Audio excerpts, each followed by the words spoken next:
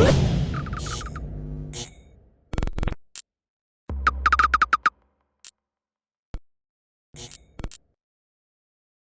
is Andi Purewal for Boxing Social in association with Betfred, and I'm joined by Savannah Marshall over Zoom. Savannah, good morning. How are you doing?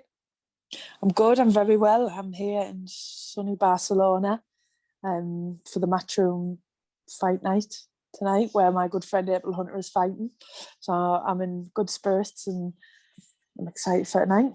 Let's obviously just start there. As you've mentioned it, you're out in Barcelona. April Hunter returns to the ring tonight, as you've said there. A lot of excitement around April as to what she can achieve in the sport. For somebody who knows her personally, Savannah, what should we expect to see from her tonight? She hasn't boxed once during the pandemic, and she's been in full-time training. She trains now with Joe McNally out at the Rotunda. So she's come on leaps and bounds. Honestly, I remember I've sparred her a couple of times, and just her improvements are just massive. And she could dig as well. She can really punch. So excited for her. Do you think she, in a strange sort of way, would have benefited from not having boxed over these 18 months, so that she can continue just to perfect her craft? Yeah, 100%. Like I said, she's teamed up with Joe, so it gives them time to bond and, like you said, learn new skills under Joe. So it's probably worked out better for her. Obviously, just coming back to yourself, going back a couple of weeks now at Maria Lindbergh, you were successful third round. Just kind of reflecting on the fight for as long as it lasted, Savannah, a comfortable night's work for yourself. What did you make of your performance and how would you assess it? Look, to be honest, I was just happy that I was fighting. The original opponent pulled out the week before because two of the team tested positive for COVID. So I was just glad I was fighting. It was one of them. If I don't fight now, I'm going to have to do another 6 weeks in the gym, another 6 weeks sparring. So I was just happy to get out. And fair play to Maria for taking the fight at such a short notice. But she said herself, she trains all year round. I think she's in the fitness industry anyway. I know it's not the same as training for a fight or anything like that, but she had a good record, a really good record. She'd only ever been beat by world champions. She said in the press conference, she was like, "Oh, I've got 3 times as much as experience as Savannah." And I thought, you know what? I'm here for 10 rounds tonight. I thought she's durable. She'd never been stopped. And to be honest, when I caught her with that, I don't even know where that first punch come from myself. I just remember thinking, oh God, I caught her there. And then that was that from then on. I don't really think she wanted to know. How frustrating a situation was it to going into the fight week bubble, still unsure if you had a replacement opponent? Do you know what it was? It was more the obviously making weight, because there was times I thought, you know what, I'm starving myself. I'm making weight here, and I might not even be fighting. So I had my bag of snacks with me. In the bubble, we're still waiting for it to be confirmed, and I just used to look at it and think, you know, just eat them. One side, one shoulder, the little devil on the shoulder was saying, "Go on, just eat them." And the angel was like, "No, because your opponent's coming. Your opponent's going to be announced." So good thing I kept them at bay. Even though, as we say, it was a comfortable night for you, in the end, maybe a little bit more comfortable than what you may have thought. There saying that you thought originally you may have had to go the distance. What do you take away from the performance? What do you take away from the win?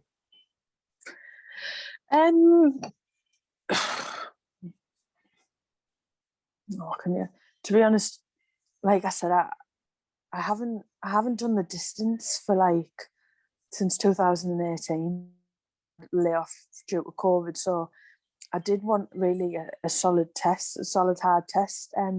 But the reality of it is there's not that many girls in or about my weight, and the pool is so shallow at middle, super middle, even at super welter. So I was hoping to maybe go up a weight and challenge one of the 2 champions at super middle, but I've just seen this morning that they're unifying the division and they're fighting in June.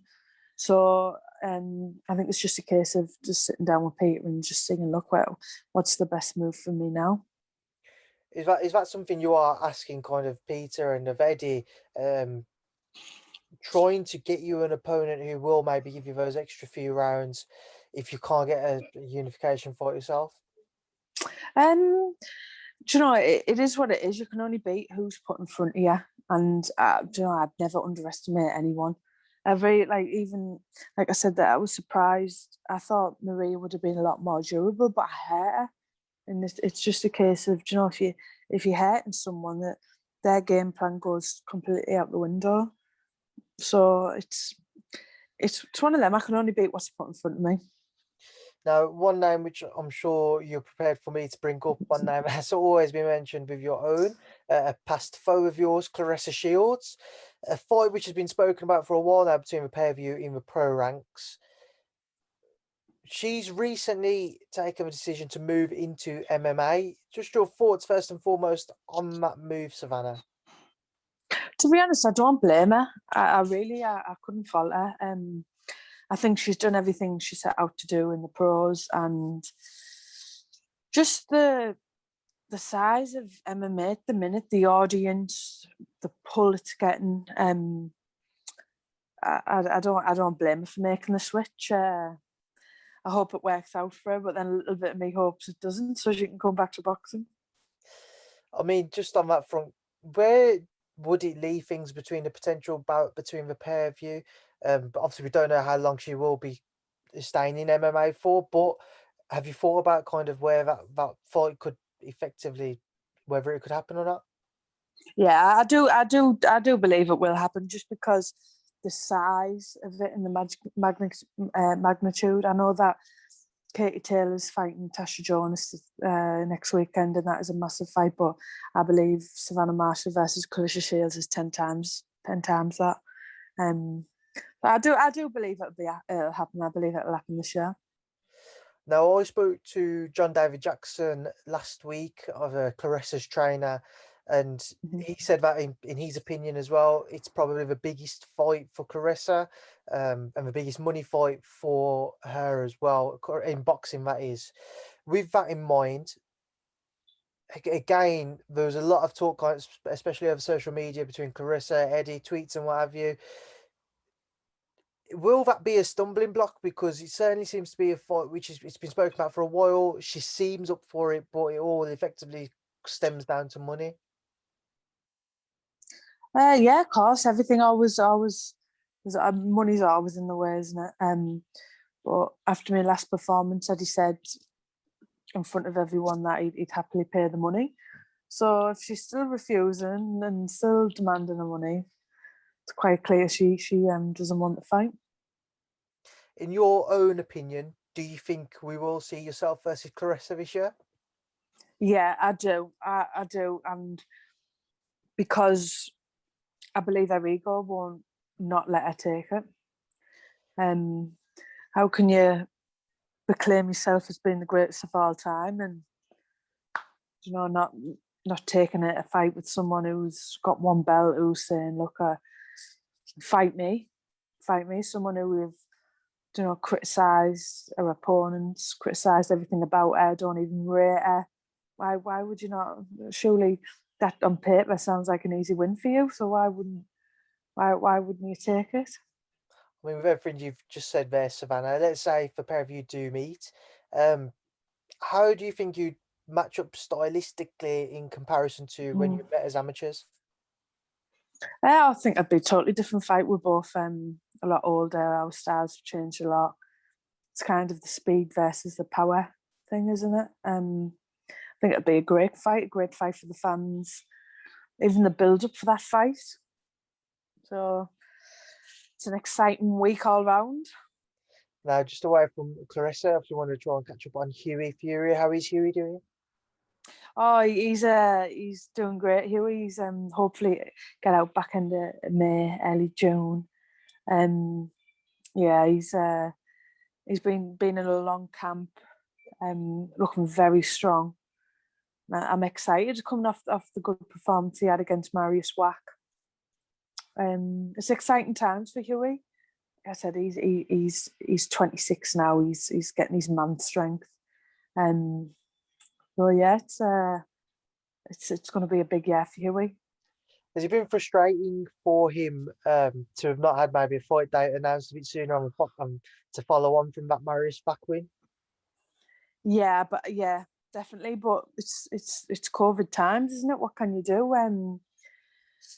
Well, you've just got to take it when it comes. You can't. I mean, I think I only boxed once last year. And you had people boxing 3 or 4 times. So I think even I was just lucky to get the one fight where people haven't even boxed yet. I mean, look at April. She hasn't boxed yet, and she's been training, waiting for a chance. And when it comes, I think she only took this a week ago. And it's all about just being ready for these opportunities to come. That's fine. I just want to quickly get your thoughts on a couple of fights. Firstly, going back a couple of weeks once again, Shannon Courtenay overcoming Ebony Bridges. Your thoughts on her win? Brilliant win. I think there was a lot of pressure on Shannon because obviously Ebony and the way she played it and the way she was, I think that added a little bit of the pressure. It was a great fight. Ebony surprised me. She definitely lived up to the hype. To be honest, before the fight, I thought Shannon might have stopped her. And then I didn't obviously see it because I was in straight after, but when I got home and I watched it, and I thought, wow, what a fight.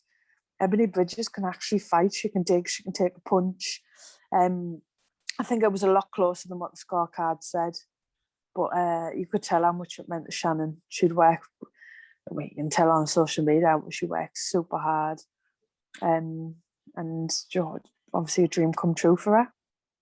And then finally, as you mentioned it slightly earlier on, next weekend, Natasha Jonas challenges Katie Taylor for the undisputed lightweight crown. Just your thoughts again on that fight? Great fight. I think it should have happened a lot sooner than what it has. But look, there's nothing in between them age-wise. Obviously, Katie's been a bit more active, a lot better opponents than Tash. But yeah, Tasha Jonas is always in a great fight. And one thing we've all learned is never ever write Tasha off. I mean, look how she performed against Terry. No one gave her a cat and nails chance.